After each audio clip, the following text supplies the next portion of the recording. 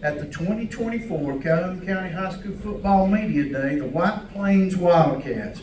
White Plains competes in a 4A Region 6. The head coach from the Wildcats is Blake Jennings. Today's Coach Jennings has brought with him senior lineman Ty Roberts and senior running back and linebacker Patrick Sams. Coach Jennings, we'd like to start with your opening comments. Yes, sir. We appreciate you guys at the Quarterback Club here having us today. This is probably the best media day in the state. I would put it up against anybody's. It's just always been a great thing you guys have been doing for however many years now, for a long time. Well, again, we appreciate you being here. And like you said, these two guys I brought with me today, Ty Roberts here, he's going to play offensive line and defensive line for us. Patrick Sams will play running back and linebacker. These two guys got to come today, and because of what they do for us as a program, and because of y'all being able to do this here at the Quarterback Club, this is something they'll remember forever. So I just appreciate y'all doing this for these kids and recognizing them. I just think it's such a big deal. As for us though, as a program for White Plains football, really proud of our kids throughout the off season. What we've done from really last November when the season ended till now, the work they put in that weight room has went a long way. They come in every day. There's been a lot of consistency with this, and we've seen a lot of gains. We've seen a lot of gains in their speed, and they've done their speed work, they've done their conditioning. But one of the biggest things has been our mentality, and I think that has changed a ton just in a year. Because when you come in last June, you're there for 2 months, and you're really trying to get to know the kids at that point, and still develop relationships. Well, now you've been around them for over a year, you develop really good relationships with them, and you learn who they are. Then you start, you start working on that mindset with these guys, and that to me is what changes the culture. And one of those things, my wife and I were talking one night, and she made the comment. She said, dialogue is what changes culture. And it hit me like a ton of bricks, because what you think and what you do on a daily basis, and how the things you say, the things you think, that's what changes the program and where it's at, and what we're trying to do at White Plains High School. And these two guys, they embody everything that we've been doing. That's why they're here today. But they'll be the first ones to tell you there's probably 15 to 20 other guys that we could have brought today, that have done the same thing, that have been bought in and doing everything we ask them to do. And they again, that mindset change is what they've done. Expect to win everything you do.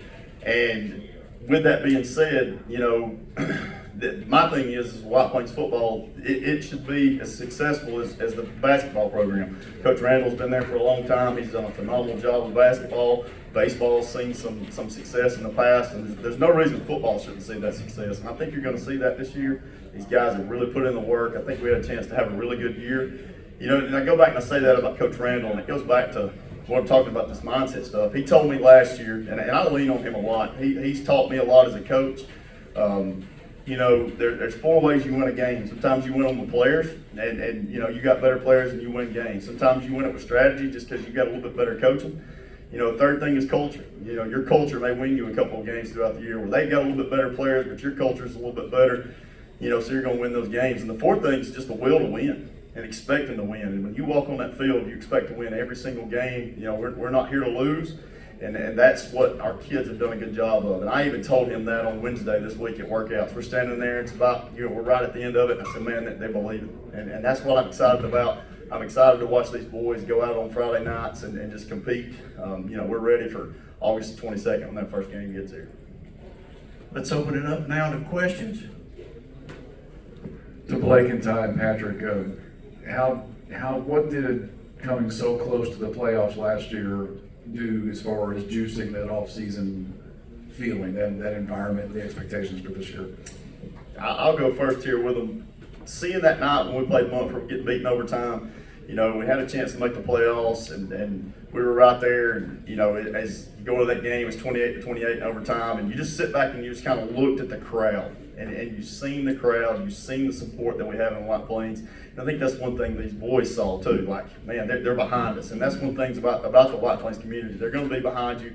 No matter what's going on, they're going to be there. But that really, I think, help with that mindset. Like we talked about it, like we didn't play real well this first 4 or 5 weeks throughout the season, but as the season, we got to the middle of the year, things started changing a little bit. We started playing a little bit better football, and I think for them, it was like, man, we had a chance, and I'll let them speak on it too.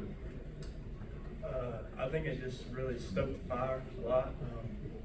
Like you said, seeing the crowd, there's just nothing like when you're sitting when you're standing on the field and you look back and you got 300 people just yell at the top of their lungs, beating on that metal tin. You just can't beat it. There's nothing that feels the same.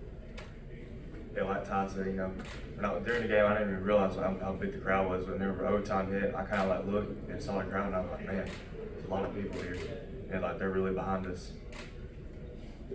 Coach, we got another question right here. Last year at this time, you were brand new head football coach. Everything was, you were drinking from a fire hose. I talked to you several times, and you were been an assistant for 13 years, but that head coaching job is a different level. Talk just a minute about that, where you're at today versus where you were at 1 year ago today. Is it some things better, some things worse? Talk to us. It's a million miles from where we were a year this time last year, just with the kids and the stuff they've done. But, as the head coach part of it, it's learning to what you have to get done, like all the different little stuff that goes on that you really don't think about as when you're an assistant. Like you said, I was assistant for 13 years, and there's just other little things that have to be done all the time. But then you have to go back and you have to fall back on people. Your assistant coaches, they help me a ton. Coach Sprayberry, that dude, if a drop of a hat, he would be there to help me. So that makes it a lot easier there, as being a head coach. We got people, in the community. Van Roberts, he's helped me a ton. I can call him and he's there. So having support from everybody, I think that's been the biggest thing that makes it the easiest. And I think this year will be a little bit easier. Last year, your first year head coach, you're the baseball coach. We had a newborn. Miles was born in September, and so that's not going on this year. So that'll make it a lot easier. And it just, I don't know, it's been a lot easier. I know that going in from 1 year to the next. Question right here. This is for Ty and Patrick. You guys, of course, are seniors. You've been going up through White Plains, probably had several coaches. Tell us what it means to you guys to lead. And as Coach Jennings told me before you started, he could have brought 30.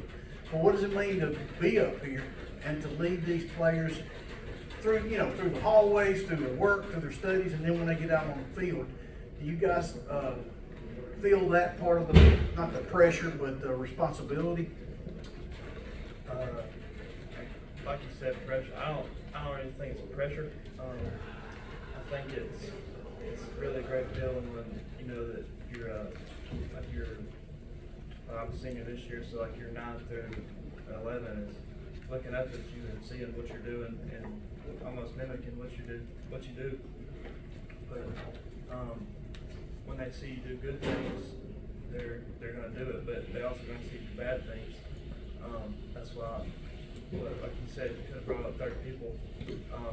Being one of the top two, a lot of things people look after, and so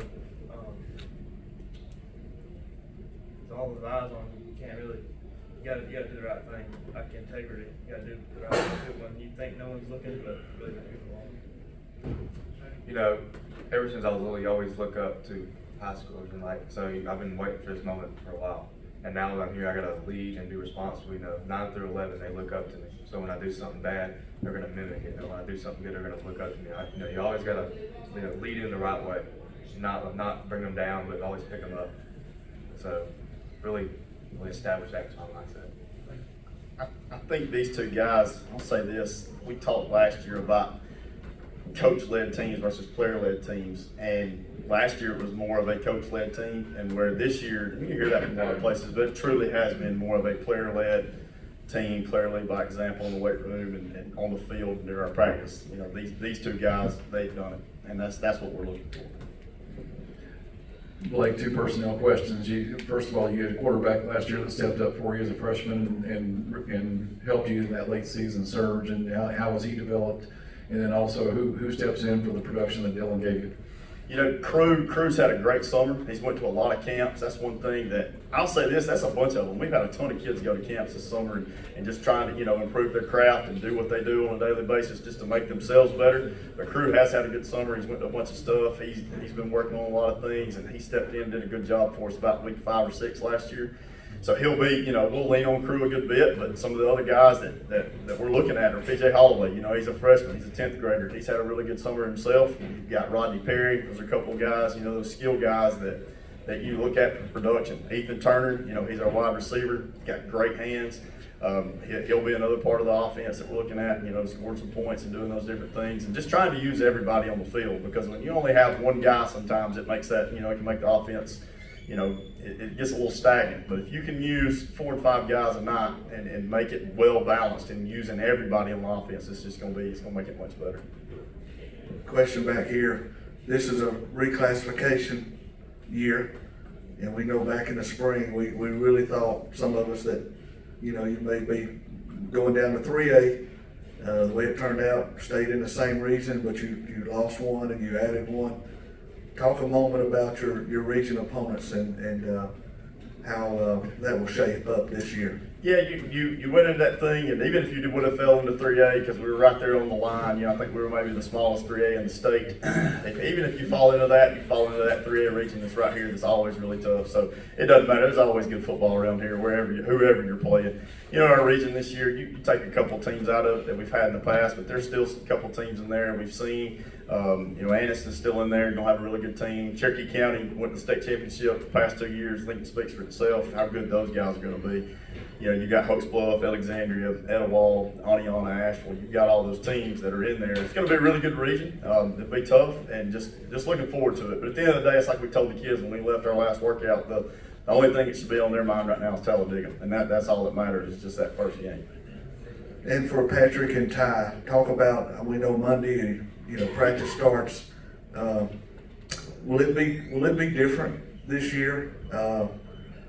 You alluded to it earlier, but being a senior, what are your expectations individually for each one of y'all? What do you want to do your senior year? We'll start with you, Ty. First, I want to embrace I've looked up to all the seniors from my past, but now that you are one, you got to take it all in. This is the last time you're going to get to do it unless you go play college ball. But Monday it's gonna start some of our last. But I'm thankful for that. I'm gonna be able to do that. And just being able to put pads on one more time, it's gonna be fun. Yeah, I have to agree with that. That was our last first practice. I've always had seniors to look up to, but this year is just different. And getting put pads on one last time for the first time is gonna be really fun. So. Question right here. Hi Blake. First off, talk about the new helmet. It's really hot. And then I want you to talk about, with the school kind of relocating, how you feel about your playing facility basically now being off campus. The helmet here first, we knew we had to get new blue and white jerseys, and I wanted to do something a little bit different with the helmet also. And so, you start looking around on the computer everywhere and trying to find different things. And, we just wanted to change the color up a little bit. And so we went with the matte gray and kept the same stickers from last year, but we put the WP on the side of it. It just, it looks really good. Just something we'll change it up a little bit with the kids. And again, to me, this goes back to you're trying to change the culture, trying to change everything. So, why not change the helmet a little bit? And, it matches the jerseys real well. So we're excited about it and what it looks like. It does look good. But when it comes to the school stuff, we really don't know, the relocating. We know that's going to happen in a couple of years. There's just a lot of questions that still go into what's going to happen and where the football facilities are going to be. So at the end of the day, I really don't have a lot of questions, a lot of answers to that question, honestly, for you right there at this point. Coach, if you will, we'll close out this part of Media Day. We again appreciate y'all leading us off 2024. We do know, a lot of the listeners may not know, and viewers, but your guy to your left and right were supposed to be headed out of town yesterday, and when they realized that what an honor this was, you shared with them, they waited a day to leave. So they're gonna head out of town as soon as this is over with. But if you will, just take a few minutes, give us your closing comments, and we wish you all the luck to White Plains this fall. Yes, sir. We appreciate y'all again just having us up here and recognizing these kids. That's what it's all about, and they, again, they embody what we've been doing and trying to be us. We talk about us all the time. as a team, and that's something that Coach Randall started years ago, and then, that's what we break it down on as us, and we just kind of use that same mindset into football, and now it's in, it's football, it's basketball, it's baseball, and these guys are great teammates that are sitting here, and they've got great teammates that are sitting at home watching this right now, and just really excited about the season. Can't wait to see what these kids do. I think it's going to be a fun year. Thank you, Coach, and thank you, White Plains. That'll end this segment of the media day. We appreciate y'all. We're going to take a 5-minute break. We will have the Ohatchee Indians